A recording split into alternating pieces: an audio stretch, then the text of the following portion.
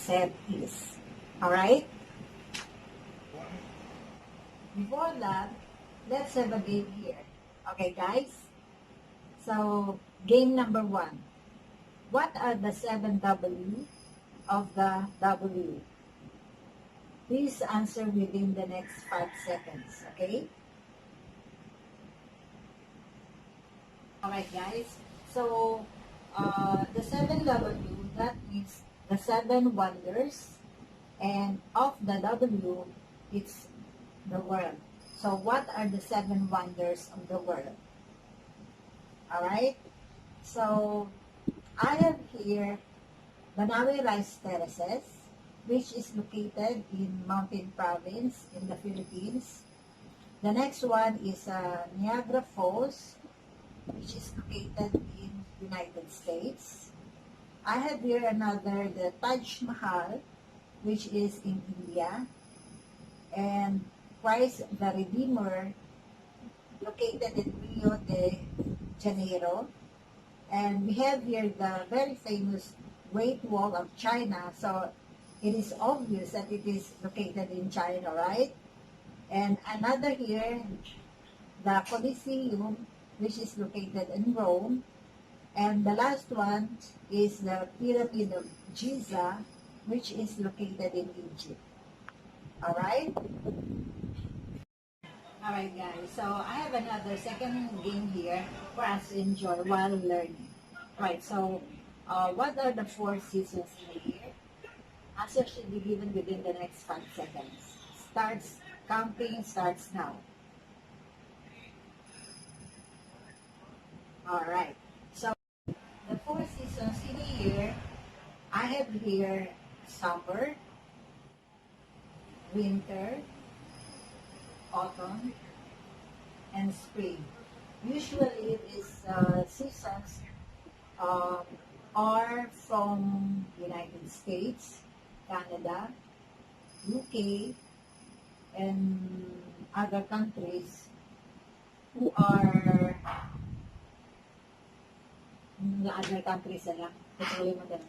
Sige. Okay, guys, so our last game for today is about what are the 7 continents of the world? Answers in 5 seconds. Count starts now. 1, 2, 3, 4, 5. Alright. So, the 7 continents of the world, the first one here is Asia, which is the largest among the 7 continents. And then we have here Europe, such as with countries like Russia, Germany, France, and Spain. We have also here Africa. Our 4th will be Australia. Next we have North America, that contains US, Canada, Mexico, Dominican Republic, and Puerto Rico. We also have here South America, that includes Colombia, Brazil, Venezuela, Argentina. And we have here Antarctica, which is located in South Pole, and most countries are covered by ice. Okay? Okay, guys. So, going back to the main topic of our tutorial for today. What is a set? So, a set is a well-defined collection of objects of any kind. So, that means it can be a set of clothing, of men's clothing, women's or children's clothing. It can be a set of people or nationalities in the world, like Filipinos, Americans, Chinese, Japanese, Africans, or it can be a set of the currencies of the world, such as Philippine peso, US dollars, Japan yen, Singaporean dollar, or Canadian dollar. Alright? Alright, guys, so if you can notice, the 3 games we played earlier are the exact examples of what a set is. A set is usually expressed with curly signs, So do you know that sign like that? So that's the sign of a set. And a set is expressed or denotes with capital letters, which can be from any letters from A to Z. You can just choose any of those letters. And the things which is inside the curly bracket or curly size like that are called elements. So the things inside the set, the elements, it can be anything. So you can just think of any things that you can put inside the set. So like the one that we played earlier, we played the seven wonders of the world. Those are the elements of the set. We also played the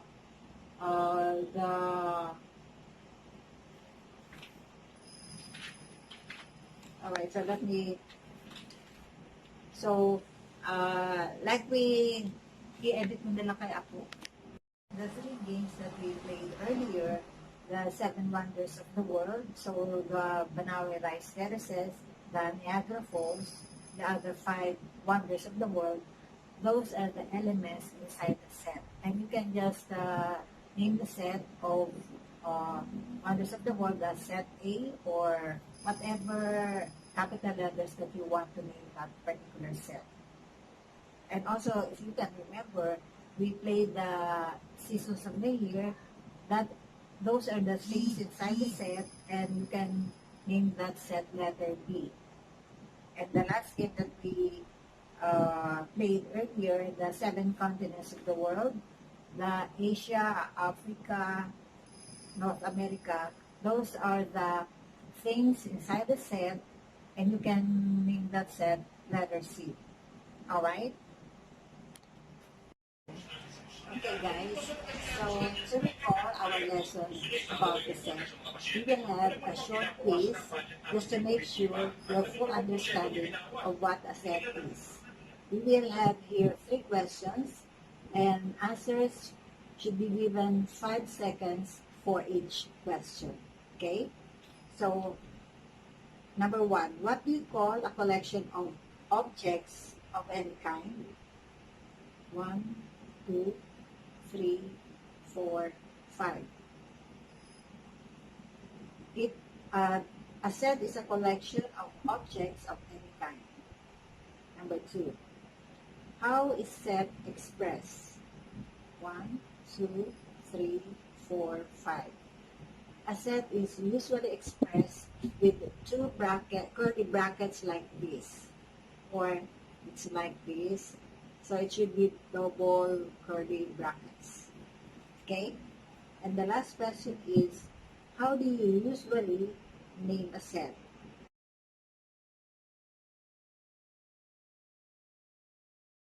A set is usually named with any capital letters from A to Z.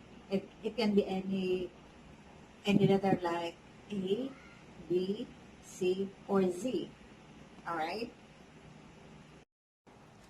Perfect. I hope guys you learned something about set. Hello everyone! Ngayon ituturo ko sa inyo kung ano ang universal set. Ano nga ba ang universal set? Universal set that contains everything. For example, we have segment AB na merong point between A and B which is P and Q. Let set D be the set of all x such that x is a point of segment AP. Let set E be the set of all x such that x is a point of segment PQ. Let set F be the set of all x such that x is a point of segment QB. Now, what is the universal set? Gaya ng sabi ko kanina, universal set that contains everything. So, universal set will be the set of all x such that x is a point of A to B. Kumbaga lahat sakop niya. And remember, every set under consideration will be the proper subset of the universal set.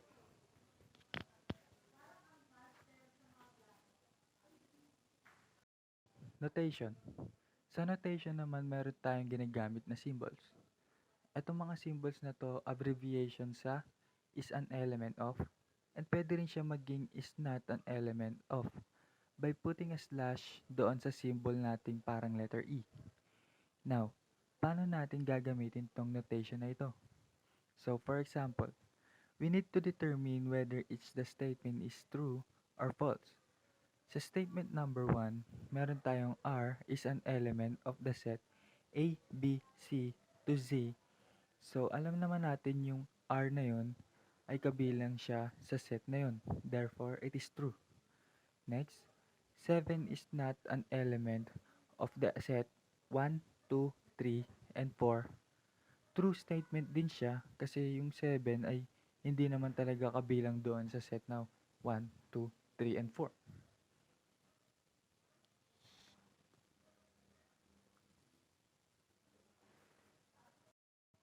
Okay guys, ang next topic natin ay finite and infinite set.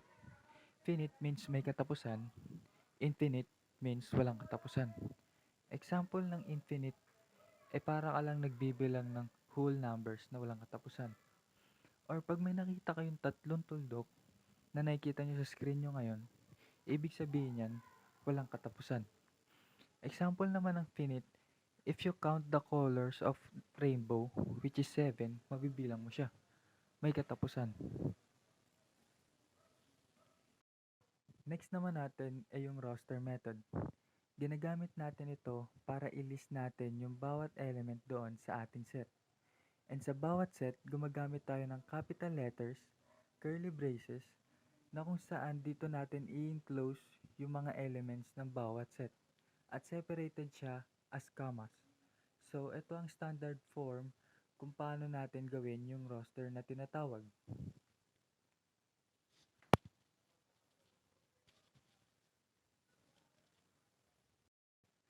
Meron din tayong set builder notation na kung saan pwede natin i-convert yung roster method in a more mathematical symbol. Here's the example.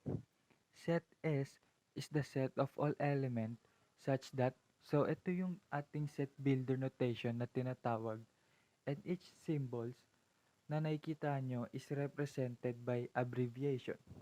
So, we have set S is the set of all element X such that X is a day of the week. So, ganyan natin basahin ang set builder notation.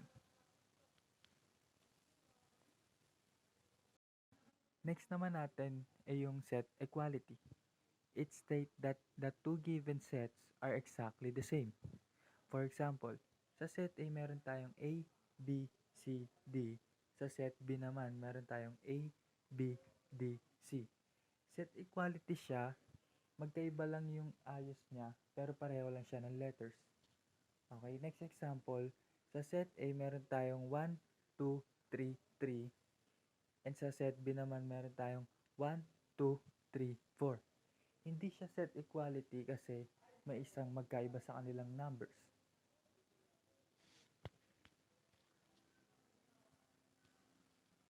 What is subset? Subset is a set whose elements are found in another set. This is the example for subset. So when is P is subset of Q? When every element in P is also present in Q. Look at the element in P is also present in Q. So that is the example for subset. Next is proper subset. Proper subset is the one that only contains some of the element of the original set. Without the line under, that means it is proper subset. For it to be a proper subset, we have to have at least one extra element in the original set that isn't in the subset. Next is number of subset. The number of subset of a set with n element is 2n. If set contain n element, then the number of subset is 2 power of 2.